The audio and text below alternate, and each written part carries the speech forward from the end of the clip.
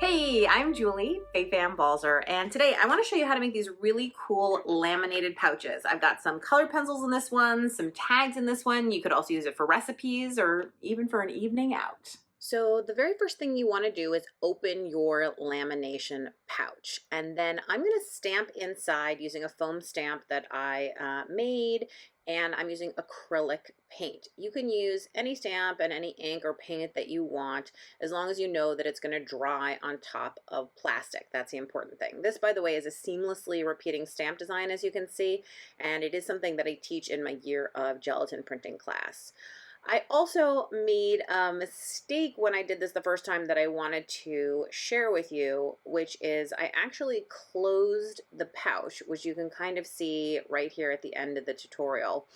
And this terrible decision ended up in a huge smush. So you do need to let it dry, but you don't have to believe me. Let me go ahead and show you. So I ran it through my laminator, and oh, because the paint wasn't dry, the laminator basically like smushed and smashed it.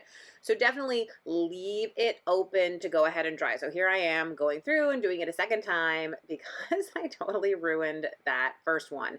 And again, there are lots of tutorials about stamping inside of a lamination pouch. So one little tip from me is that I find that my laminating pouches sometimes get caught in the laminator. So I am just using a file folder, and I'm putting it slightly below the lip of the file folder, and then I'm closing the file folder and putting it through, and I find that I get a much smoother, cleaner result, and it doesn't affect the laminating in any way. So there's a little tip for you. And here it is now that it has been properly laminated, and that paint is inside, so it's not going to scrape off, chip off, any of that other kind of stuff. It's really solidly in there. But the next thing we want to do is we want to construct our pouch. So I'm folding up the bottom, and I'm using a bone folder to help me crease it. And I'm going to fold down the top flap, and again using a bone folder, but I really want those creases to stay. So back into the folder it goes, and back into the laminator it goes. And when it comes out, you will be amazed at how absolutely secure those folds are.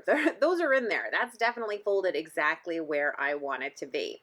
So now the next thing we need to do is put in our snaps, and you can see there's kind of like a pokey, almost looks like a thumbtack, and then there's a male and a female side. And what you need to do is you need to mark where you're going to put your hole. Now, I probably should have done the one underneath first, since I can see through the lamination pouch. That would have been easier.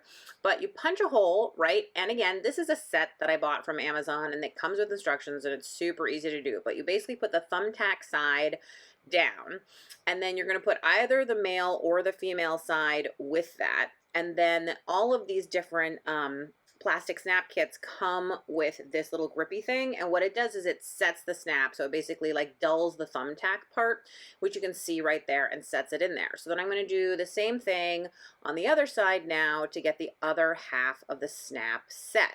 And this is a pretty easy thing to do, and I picked white on white, but they come in a lot of different colors that you could use. Now, the only thing that's really left is, of course, we have to secure the edges.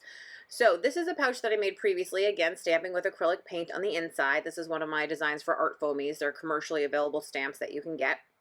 I'm just going to stitch right down the sides of each pouch. Nothing fancy, just don't include the lid. So there's what the stitching looks like. It's wonky, it's not great, and it's totally fine.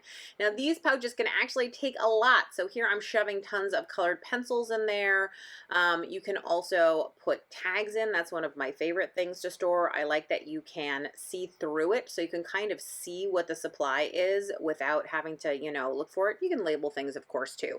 But this is a fun and easy project, and a new way to show off your stamps. I hope you'll give it a try. Thanks so much for watching. You can find out all about everything I offer at juliebalzer.com. That's classes, coaching, products, and more.